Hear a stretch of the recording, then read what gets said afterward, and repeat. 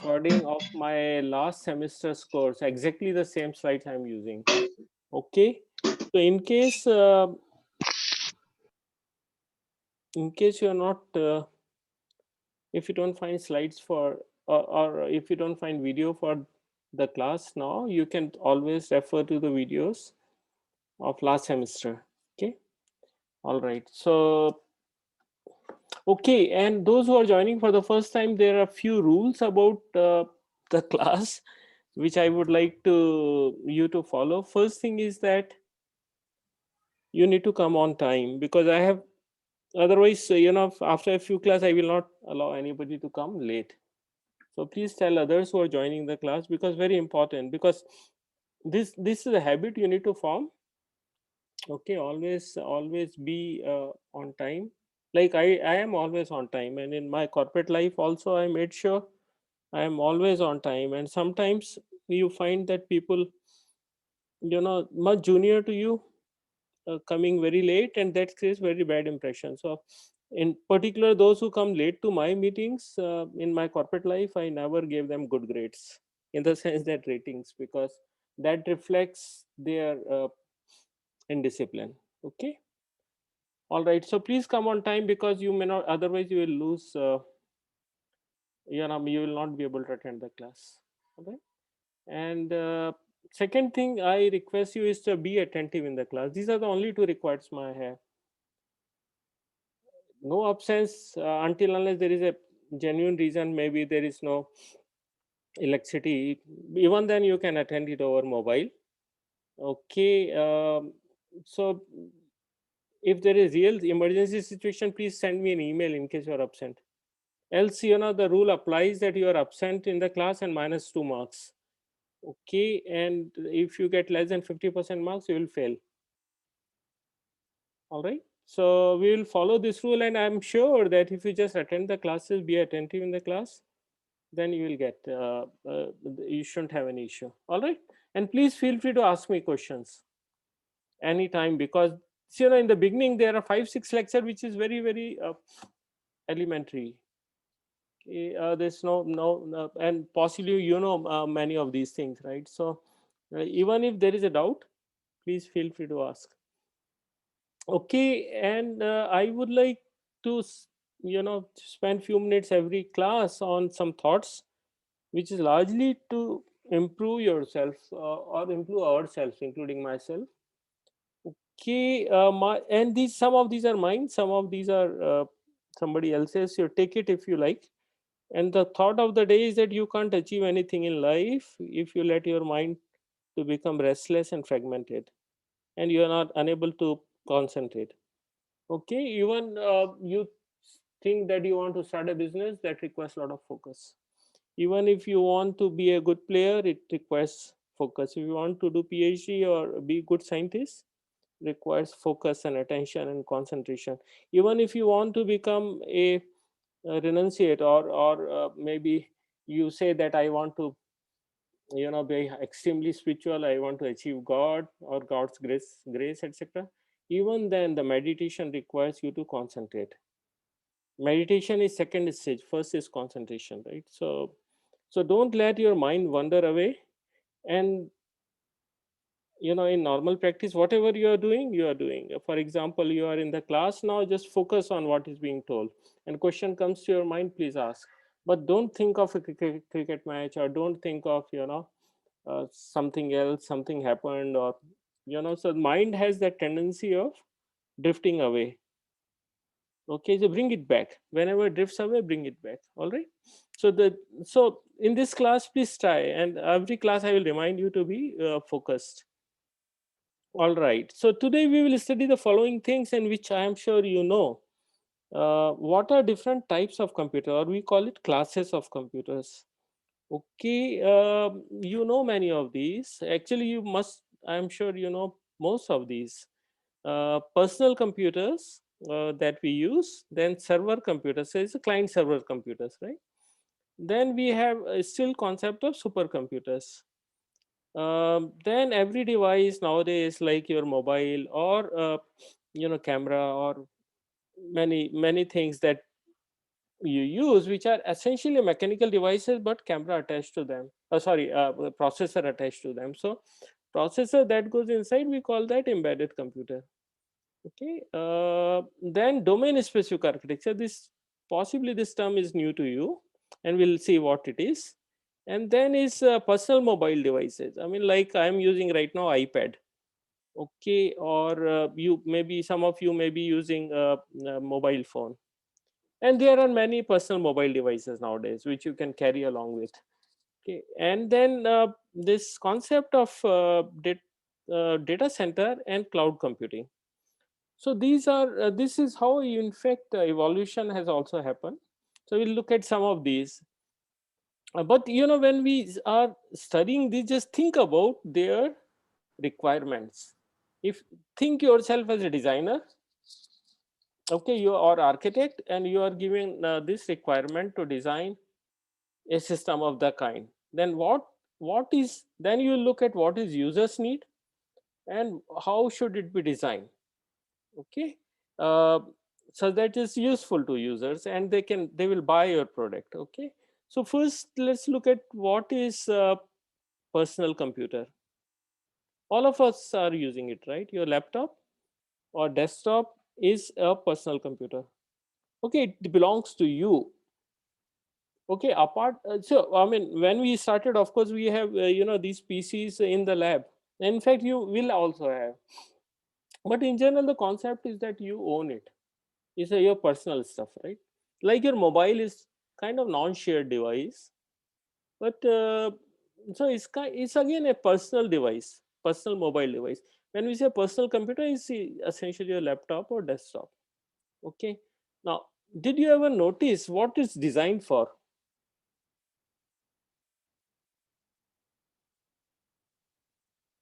Suppose you are asked to start a company or develop a desktop and also laptops, what will be your thought?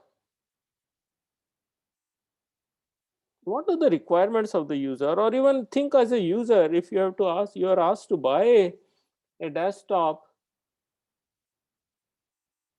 or a laptop, what are the parameters you will consider to buy it?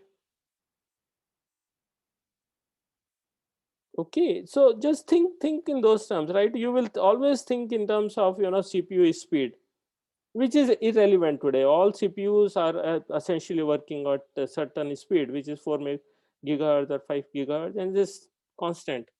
20 years back, we were thinking of what is the speed of clock, because clock speeds were going up every year. Now it's not going, so that's not relevant. Then you may think of, I mean, what is its configuration?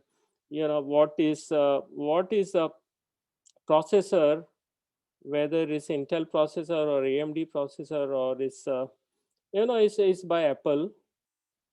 And then you will also think of how much memory it has and all that, right? And what are you buying it for?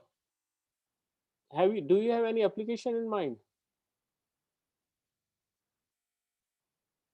When you buy a general purpose computer or personal computer, it's for general purpose. Okay, that's very important, because it is this. See, you're not buying it only for running your program, or you write a C program and run it, right? You are also buying it to do word processing. You're also buying it to editing videos. You are also using it for internet browsing. Okay, you are also using as a music device, right? I mean, you can have some music station tuned to it, or you have stored songs in some format, and then you're listening to that, and so on, right? So in general, when we design a l- laptop or desktop, it is for variety of applications, right? And it should be able to run any number of applications. Okay, now of course, these applications, when you're writing an application for a device, say PC or laptop, you will be given an interface. Okay, and using that interface you are going to write an application, right? So this, it means that PCs and etc have well defined interfaces. This is essentially OS interfaces, right? Okay. And once that those interfaces are known, you can write any number of applications. And so essentially, you can write millions of applications because these devices are designed, or this laptop or desktop designed in such a way that applications can be easily ported. And most of the users are using application. They have nothing to do what goes inside. Okay. So it means that it should not impose any restriction on development of new applications. And then what are you going to look at it?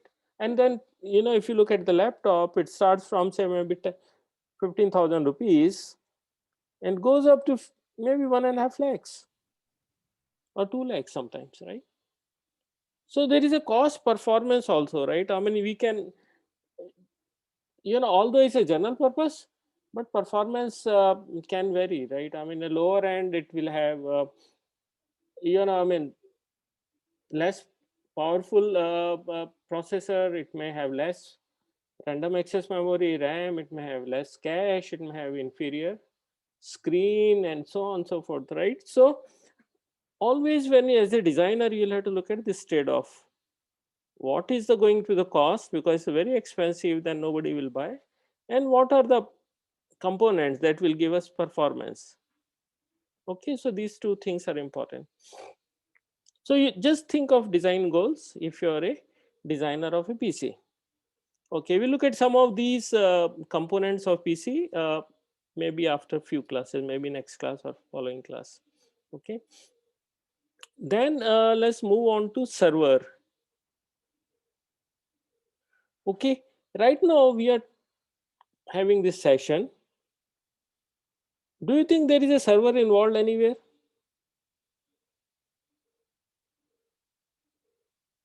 Anybody? Yes, sir. Okay, good. There is server. See, the concept of client and server is following. Client simply sends a request for some information or data, and server responds to that.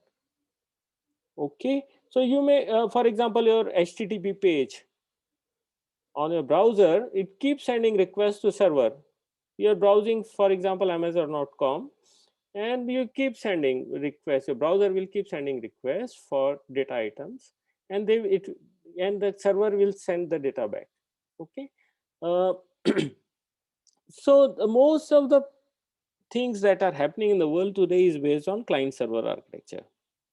Okay, and there have been reasons for that. I mean, reasons is something like that. Most of the end devices or laptops or desktop cannot have all kinds of applications, and these applications are also running in real time. Okay, so there is always a need for client server application. For example, when you want to buy something from Amazon.com, you are just sending a request. You can't have Amazon's server application, whole store into your machine, because you don't have that kind of capacity. That's first thing. And secondly, there is you are not actually serving, you are just consumer. Okay, so and there most of the applications that we have today are not peer to peer, which is another end. Okay, but it's a client server applications. Okay, there are of course networking reasons for that, because most of us were using IPv4, and because of that, peer-to-peer communication, it was not possible for every device to have actual IP address. Okay, so there have been restriction for peer-to-peer applications, but largely we are using somebody's services. Uh, in normal life also. I mean, like when you're listening to music on Amazon Music application, then you are actually, or Ghana.com or whatever, right? You are getting the data from that server. Okay, so this server can be very small or very large. Okay, I mean your laptop can also be server. I mean, you can host a website on your server, but on your laptop as a server, but it may not be very effective because it does not have power to respond back to large number of users. And secondly, it has got to have higher processing capacity, higher performance, and higher reliability. most of the laptops, etc., will, if you overload it, will not be able to perform. Or it may, what happens if you have hosted a website on your desktop and it fails, then website will not be available to users, right? So hence the servers are required to be very powerful, and they will see how they are replicated, so that if one fails, then load moves to another server. Okay, so all right. And the next class of application is supercomputers. Next class of computer is supercomputer. See, supercomputers are the something which is extremely powerful, based on best possible technology, and then the computer has large number of processor built into it, which is not usually visible from outside, but as a programmer you have to know. And these are required for high-end scientific and engineering applications. So for example, weather prediction, this is a massively compute intensive program, and you cannot do it on a single processor. You need, say, hundreds of processors. So now one way of doing it is, have very powerful supercomputer, and designed especially for that, and has multiple processors built into it, right? So these are extremely high capability uh, process computers, but very small market size, and these are very expensive, very very expensive. That's the reason you don't even come to know about this. Okay, so I mean, like in India, there have been organizations which are developing these kind of supercomputers, and of course abroad you can find, in US market there are many supercomputers for very special requirements. Okay, so our focus in the class will not be on this. Okay, then next class of computer is embedded computers. So these computers are hidden inside a device. We may not even come to know about it. For example, a car may have 20 or 30 computers built into it. A modern car has about 20 plus computers, and it may have millions of lines of code, and it's all that is not visible to us, right? Because main functionality of car is something else, right? It's not computing, but computing is used for end functionality, right? And functionality is that you have to drive the car, and car has to move and all that. But these computers are assisting car in improved capability, faster braking or image processing. You can see, you know your car can be able to should be able to communicate with outside world, and so on.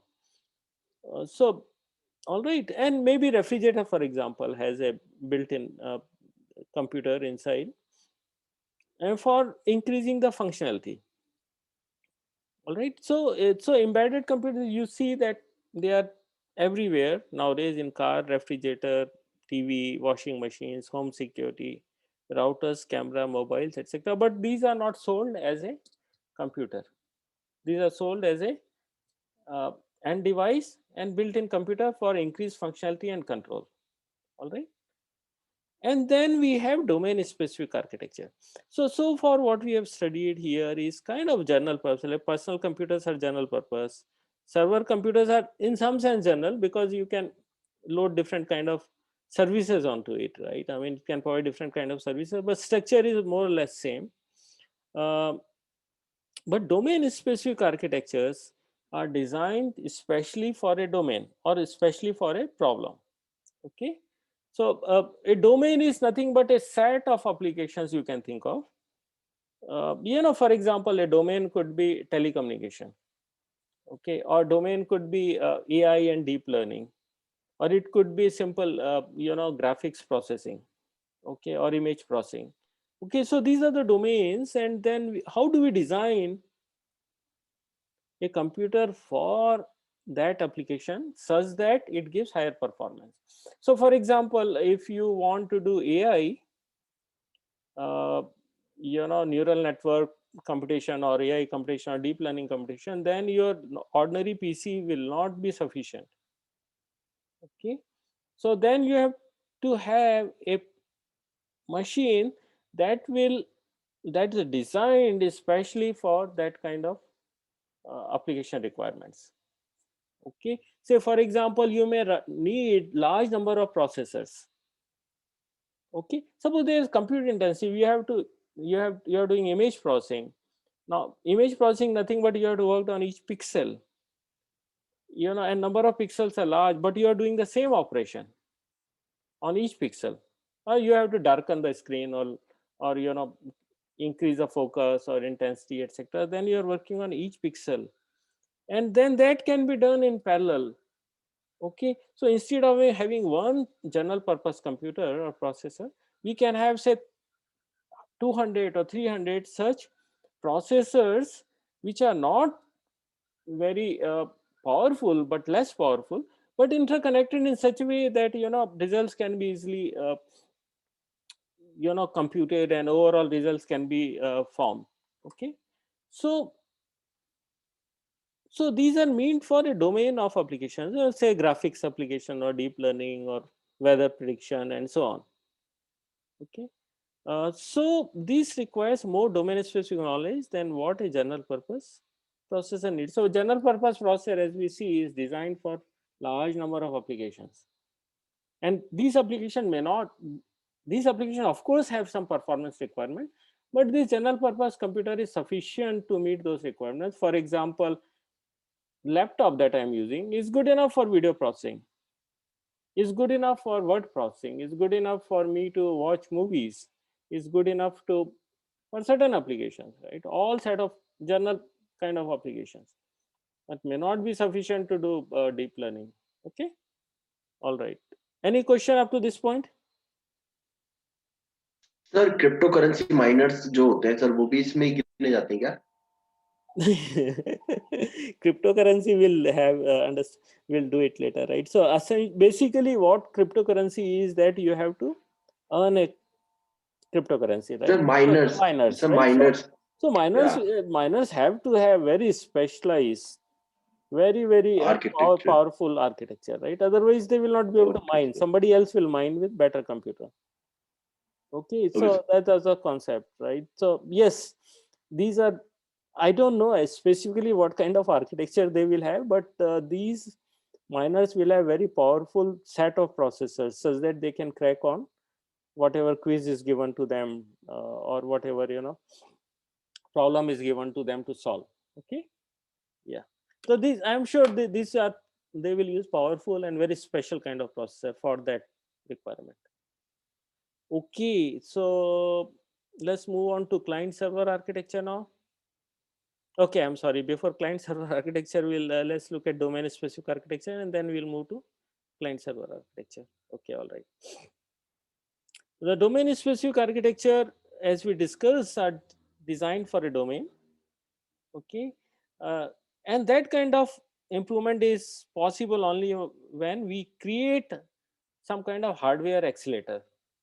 Now, hardware accelerator is very general term. In general, we can say that we design the hardware or interconnect these processors in such a way that that problem can be solved at very high speed. High speed means that it should take less time. Okay, and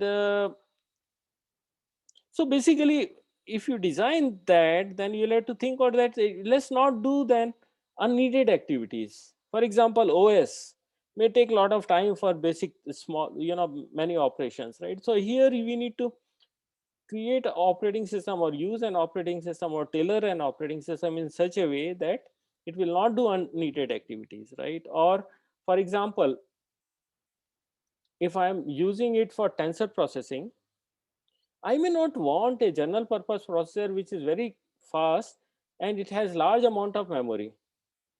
I may want, each processor for this kind of computation. Say there are, instead of one big processor, I may have 100 small processors, and each will have a memory built into it. And these are interconnected in certain way.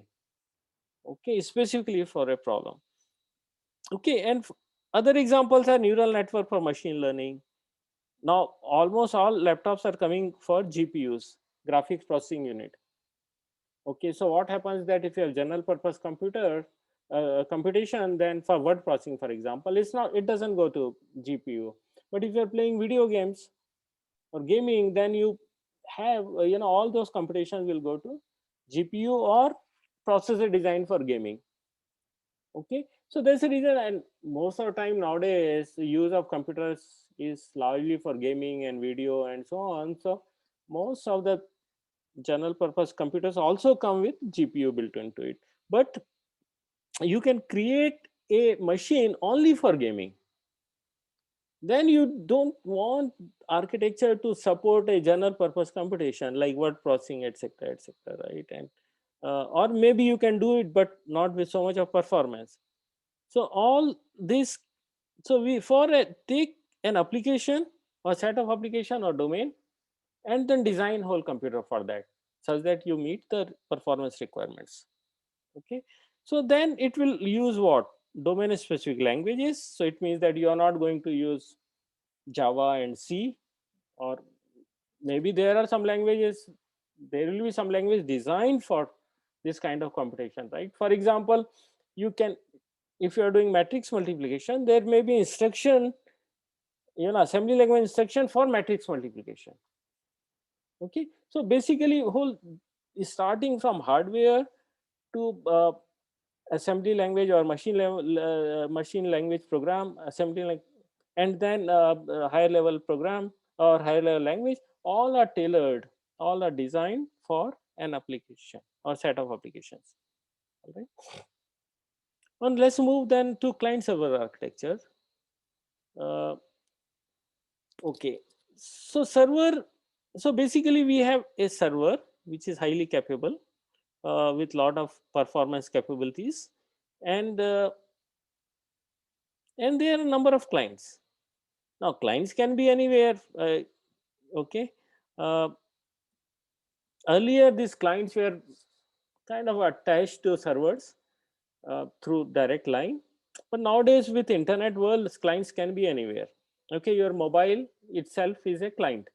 Okay, so server's responsibility is to receive and process requests from client. So client will send a request for say HTTP page, or is doing some query, you're doing Google query or whatever, and the server will respond back to you, and then you will have to make sense of what you have requested and the answer you are getting and create meaningful output.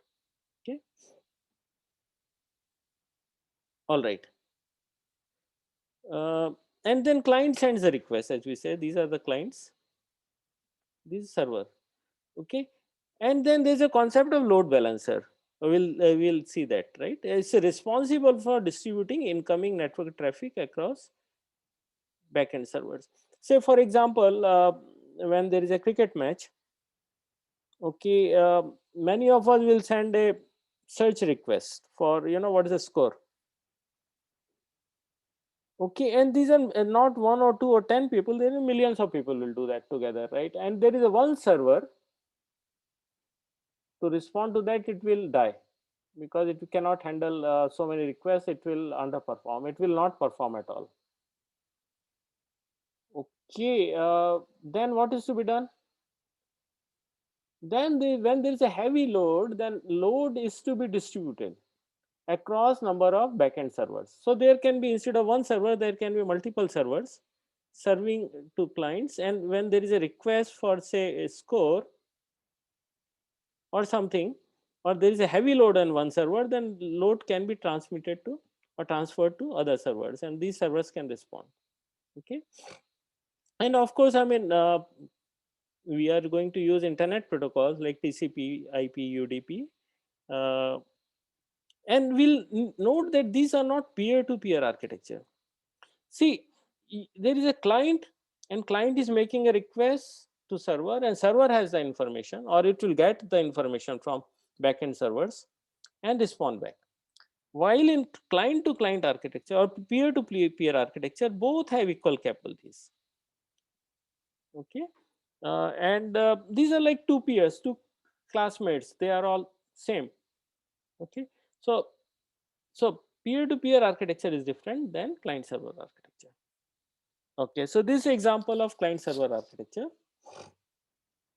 Okay, so client could be anything, for example Android mobile, or it could be Apple mobile, or it could be desktop, it can also be laptop, it can be connected over Wi-Fi or whatever. and this is over internet to servers, right? So for example, I am sending a query to amazon.com.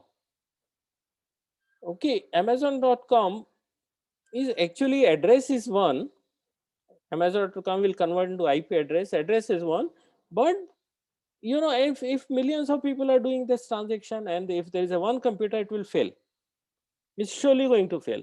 Okay, so what happens is that all these things are interfaced with the load balancer, and responsibility is load balancer is to distribute the load across multiple servers.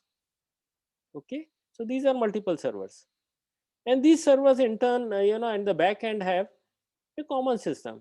I mean, like there is database and main database, backup database, and so on. Okay, and so important component is uh, load balancer, right? So we call this is essentially a content delivery network. Let's look at the concept here.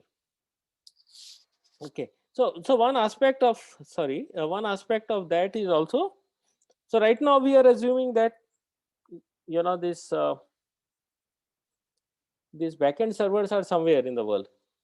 Okay, we don't know where Google servers are, right? And there, I'm sure there is a load balancer which will balance the loads across multiple backend servers. Okay, the other aspect is that, say for example, if this you want to watch, all of us want to watch, say, cricket match. Okay, and if the server is somewhere, say in Australia or England, and the first thing is there's going to too much of delay, and there will be so that will cause jitter and so on and so forth, and unnecessarily network is congested. Okay, uh, so and as a user I may not want too much of delay. Okay, so instead of that I can move these servers very close to the client. Okay, and that's called content delivery network, which is shown from here, right? Is the one aspect or one unit of CDN is shown here. So let's look at what CDN is. Okay, so I can move this server or content provider functionality in replicated way, or I can replicate it to very close to consumer, like here. Okay, all right. Um, so basically then my content will be coming from, for example, I am in Bangalore, then my contents will come from the server which is closest to me. All right, so then delay will be less, jitter may not be there, all performance will be fine, because I am not using whole part of the internet, I mean just using local part of the internet. Okay, all right. So it means that we are moving data closer to end users. It decreases latency. Latency is nothing but delay, because a packet IP packet takes some time to travel. Like I mean, think yourself going from your hostel to beach in southern Goa. Right? It will take some time. Similarly, if the distance is too much, it will take time. It will take milliseconds. Okay, it will also congest you know uh, uh, nodes on the route. The routers in between will also get congested. So best is, for performance reason, bring it closer to user, and not only delay will be less, but also bandwidth or throughput, number of bytes. When you are getting, say, live match, then you need data at higher speed. Higher speed here means that more data you should get at a time, which is called throughput. Okay, so that's the concept of CDN. Okay, let's move back. All right, domain specific architecture, we have already looked at it, so we'll skip that. uh, and then we have something called post PC era. So far we have discussed was kind of around the PC time, supercomputer develop, mainframes develop, and we reached to the stage of PCs. That's something around, we can think, around 1985 to 1990, possibly when you were born. No, you were not born, actually. You would have born in after 2000, year 2000. Okay. So around 1990, so on, so PC era was almost ending, and then mobile computers came. And mobile computers that time was very expensive. It was only for very specialized use. But that's what we call that era after, say, around 1990 and so on, called a post PC era. And mobile devices became very popular, started becoming very popular. Okay, largely because it gives flexibility of taking phone calls or communicating from anywhere, which was not there. I mean, half of my life I didn't use mobile. Okay, and also it, as we'll see Moore's law, as processors became more powerful, mobile became actually a computer. Mobile that you have today is a computer largely, right? So they, and that has created exponential growth of almost exponential growth of mobile computing or personal mobile devices. So characteristics of these is a battery operated, it connects to internet, and of course, I mean, these were expensive. These are not very cheap. And then examples include smartphones, tablet, electronic glasses, and many others. Okay, and then there was need for cloud computing. Okay, so I'm sure all of you are using cloud, and we are at this point in time we are also using cloud, although we may not know.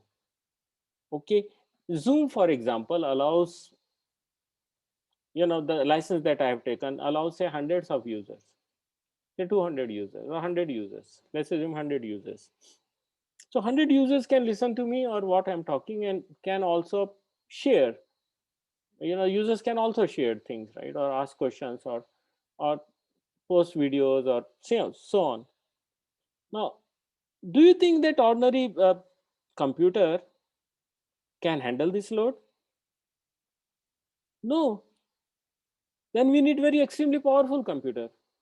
And what we are getting is just an interface. We are getting an interface. I am connecting my laptop to internet. That's it. And all backend processing happening. Where is it happening? It's happening somewhere.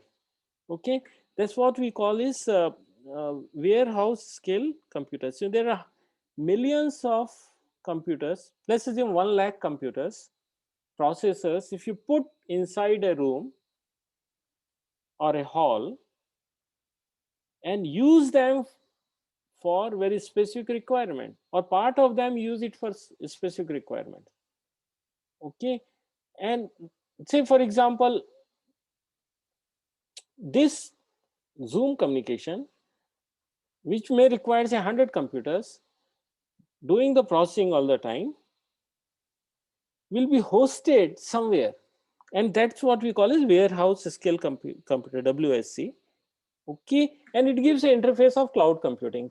So users may not know that whether I am using, say, 100 computers in backend, or 150 computers is not my concern. My concern is that I should get performance.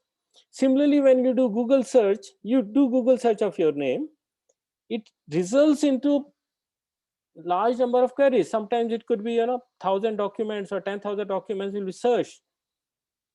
Okay, depending on search algorithm, right? So these, say, let's assume 10,000 tasks, subtasks that are created must be executed somewhere, and it's executed on these computers that are available at where cloud is created. Now, cloud is, just remember that it gives you application, it gives you an interface, but internally it may require, development of cloud requires large number of computers or processors placed in a particular way. That's what we call is data center. Okay, so data center hosts large number of applications. It may host a Google application, it may also host Amazon.com, it may also host, for example, HDFC Bank's website. All these are there in the data center today. Okay, so now cloud gives you some service model. Okay, so we'll look at some of the service model, like software as a service or platform as a service, etc., etc. Okay, but let's not go into details right now. Okay, just think a cloud is an interface given to you for doing certain applications which require a lot of computations, etc. Say like your Gmail, for example. I mean, Gmail, you never bother where the Gmail server is. You simply say gmail.com, and then the web page comes, in front of you. It may be hosted maybe US, it may be hosted somewhere in India, or maybe Japan. I don't need to know. See, and one particular server, for example, one particular data center is down for certain reason where my data is. Yes, my request automatically will go to something that's working maybe in Japan. Okay, so cloud just gives us an interface for something that we need. Okay, but it's built using something we called as WSC or data center. Both are similar terminologies. Okay, and say largest data center today has more than 1 lakh computers or servers tightly interconnected within a building. Okay, and with huge amount of storage capacity. Memory should be huge, and it should be organized in such a way that overall computation is done in very fast way and delays are less. Okay, and should be able to do very complex application like Google query. Okay, all right. So what we have discussed so far is desktop computer or personal general purpose computer. We have also looked at client server architecture among the main, and then we have seen a special purpose computer, what we call is domain specific architecture. Okay, so these are the main that we have seen. Of course, there is a concept of supercomputers, and of course embedded computer, which is there everywhere. All right, any question up to this point? Sir, Mm-hmm. sir, when we use content delivery network and put data, we put the servers throughout geographical locations to reach the user. Mm-hmm. Sir, for data replication among these servers, wouldn't that lead to more internet traffic? No, I mean it's like this. Okay, so basically, let's assume that this is a backend server which is serving these front end servers, right? Okay, so content is coming from here. It's coming once, right? It's coming once, or it's or I mean, or it's coming continuously. Let's assume, right? And there are, let's assume, 1,000 users here. Let's assume there are 1,000 users in IT Goa are using this. Okay, so 1,000 requests. This local bandwidth may be high, and so on, and it will be responded back right here. Okay, so otherwise what will happen, these 1,000 users requests will go here and will so basically you're moving distribution closer to users, right? Otherwise, what will happen, each one of us is sending packets, IP packets. All 1,000 packets will go every few milliseconds or or less than milliseconds to the backend server, and it will respond it to so many. So what it's doing is that it's just loading the content into front end server, and then front end server is responding to clients in client server way. Okay, so overall load of course will be little higher here, but load on the back end will be less. But apart from that, what is really important is that the end users will be benefited because of performance gains. Okay. No, sir. I am saying like suppose I am searching Google from Chandigarh and someone is Mm-hmm. searching Google from Kerala, Mm-hmm. and they are getting the same thing, but the servers serving them are different geographical locations. Oh, that consistency has to be managed, na? Yes, So sir. when we designed, this kind of content delivery network, one of the important parameter is that there has to be, what do you call that, consistency, or there has to be same data must be presented everywhere. Okay, so Yes, sir. that is a protocol. That's a design goal. A person actually it has been a big research area. Nice that you asked this question. Okay, content delivery Okay, sir. networks have been a design thing, and now you can think of what are the requirements of this problem. Requirements is that you should be designed such that user has a performance, delay is less, okay, bandwidth is high, and then there is a, when you are replicating data, then there may not be any gaps in that, right? I mean, data has to be correct. Okay, let's assume that you make a change into local data, local server, then it has to be again updated into all the other servers, right? So that's the protocol. Okay, sir. All right, good.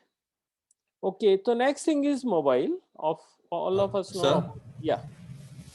so few companies offer virtual machines as infrastructure as a service. So, sir, what type of computers do they use, like to meet with everyone's requirements? See, virtual machine, or VMs we call it, essentially you are simulating, you are emulating actually number of servers on a server. Okay, we'll look at that concept towards the end of the course. Okay, so now the concept of VM is that you have, for example, a Linux server. On that you create a VM for doing, say, Windows application. Okay, actually you can create VMs on your machine. It's not a big deal. So for that, actually the data center that we have that has 1 lakh or so number of computers actually create VMs inside. Okay, so these could be, within a data center, this can be any kind of processor. I mean, nowadays in data center they create their own processor. They don't buy it from vendors like Dell or so on. They use basic hardware and then create a processor or computer and then create VM on that, and then VMs can be used for computation. And then VMs can also, VMs actually nothing but it can be put inside a file, and these files can move from one server to another server. Okay, so that concept will study in detail, but to answer your question, these VMs or virtual things can be created over any processor, and that totally depends on the design of data center. Okay, Okay. all right. Yes. Okay, so mobile, when I started my job in industry 1997, even then I didn't have mobile. Okay, and I worked on mobile design, fortunately, in my first job, and then I was given a mobile, and that was possibly the only mobile in the whole company of 2000 people. Okay, and because these were expensive, a simple mobile costed something like 30,000 rupees or 40,000 rupees, in that order.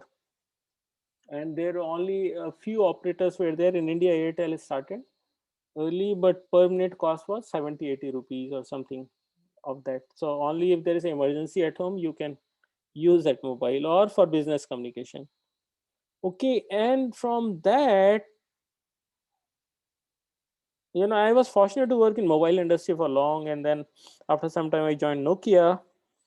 And within Nokia, the design goal was to create a mobile which is something around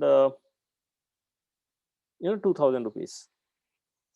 Okay, uh, and sub 5000 rupees was actually there for many years, that create a mobile which is less than 5000 rupees.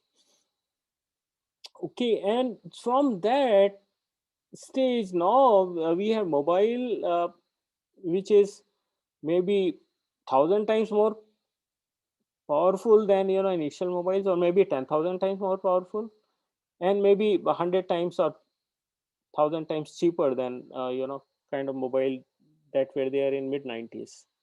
And that has happened because the mobile devices have become extremely popular, because it gives flexibility and it gives computability. And now with the smartphones you can do almost everything. It's a computer by itself, right? You can do in fact programming in that. Okay, as a result of that, we can see mobile subscriptions have grown very, very fast. Okay, and this, okay, of course, this is not a complete slide. Actually, if you see from, uh, you know, say 1990 onwards, it has almost exponential growth. And we can see this slide is between 2015 to 2026. It shows the future trends. Okay, because right now we are somewhere here. It says that number of mobile subscriptions will grow like this. Okay, and it will be almost like 7.9 billion mobile subscriptions. Okay, so what is the population of our population of human being on Earth? How many billion? So 7 billion. 7 billion, close to 7 billion, right? So basically, at the end of or maybe now, number of mobile phones or mobile connections actually is almost same as number of human beings, right? And the next thing that's going to happen is, okay, this actually shows different kinds of connections that we are going to have. Okay, and we see that mobile subscription is going to grow. Then mobile broadband subscription, it means that where you can get at least 100 Mbps. Broadband is is essentially where bandwidth is higher. Now with 5G that's coming in, 5G is already rolled out, right? I mean, you can get say 200 Mbps, 2 Mbps to even more on your mobile. Okay, so you can see this trend that is all growing. Okay, and then this shows the global devices and connection growth, and we see there's a very specific reason why I've shown this. See, something that is going to grow is smartphones. Of course, in green you can see that they are growing, right? This size of this is bigger than size and this smaller, so these numbers are of course growing. But something that's growing is this one, shown in blue. This is nothing but mobile machine to machine communication. It means that your car can communicate with a petrol pump.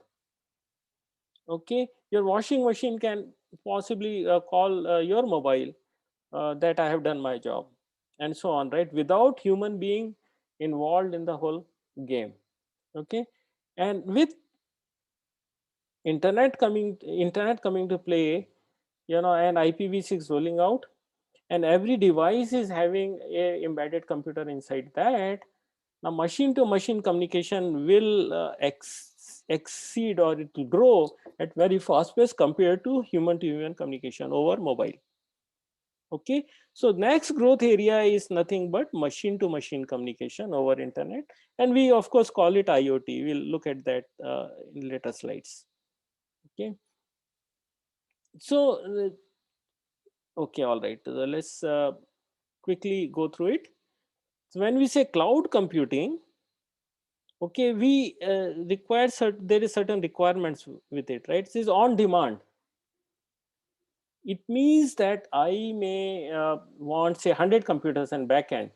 Suppose I'm doing an event and I need 100 computers. Earlier, just 10 years back, I had to buy 100 computers to do event, say hackathon.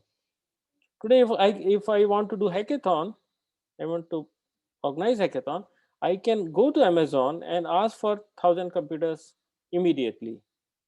Okay, and they can give you at certain rate, and you say that I need only for a day, they will give you for a day.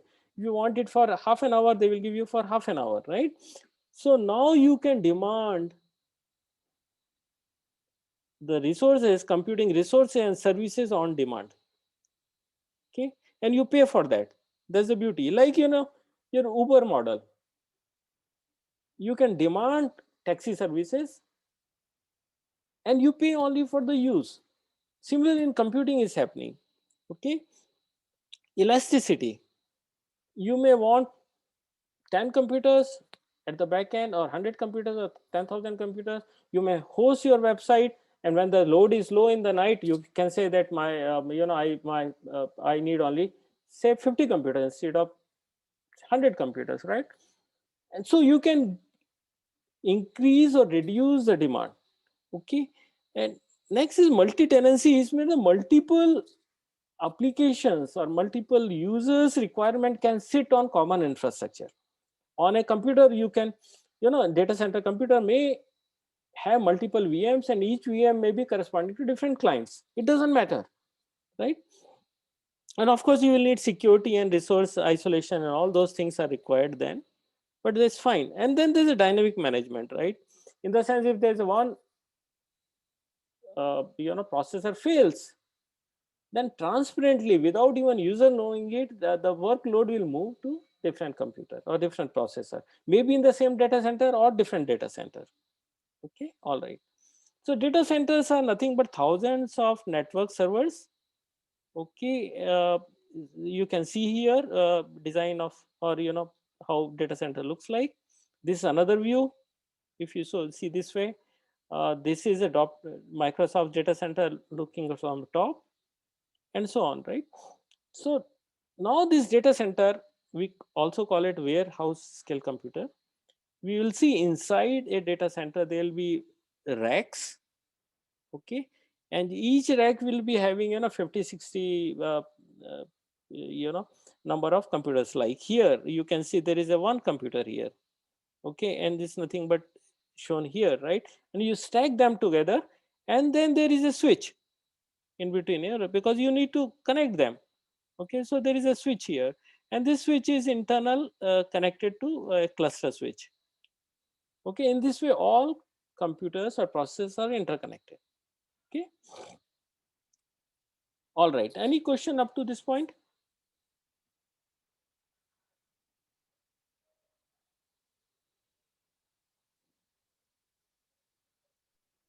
Any question? I'm sorry, I have taken, because I have in mind 1 hour class, so I've taken, I think, 8 minutes extra. Okay, no question? Sir, actually, what is the like? How do we discern between like our old client server model and cloud? Like, See, clouds, basically servers are hosted inside a data center, that's it. Mechanism is similar, right? You send a request and they respond, but how your request is not as simple as send me 10 bits or some small information. What you're demanding is too much. That requires too much of computation, like your Google query or your something. So then how data center design is done in such a way that that task is split into subtasks and goes to right processor, and that right storage is accessed, and then answer is given back. So client server, ordinary client server, and this basic mechanism is same from the client perspective. Server's perspective, how it's designed could be different. Okay, but basic mechanism or communication remains the same. Sir, how do the server locate that the client request should be fulfilled by this server? Okay, see, in general, servers are plain servers. It can run any task. Okay, then there is of course management software which will require certain, and then client specific information is not on the server per se, it's on the storage. Like your Gmail access, you take it from storage, right? And when you log in, then there is a association made that where your data is, how it is stored, and is pulled back to set of computers which are doing computation for you, and the results will go back to storage as well as sent to you, if it needs to be stored. Okay, so the whole data center design or cloud design is a very complex design, and it's very proprietary nowadays, right? So Google's data center may be totally different from Microsoft's data center, and nobody publishes their design because this is a very unique selling point. Okay, any more question? Okay, okay, so today we went little slow. In the next class we'll study Internet of Things in very brief. Okay, and then we'll move on to the next topic. All right. Thank you. Bye bye.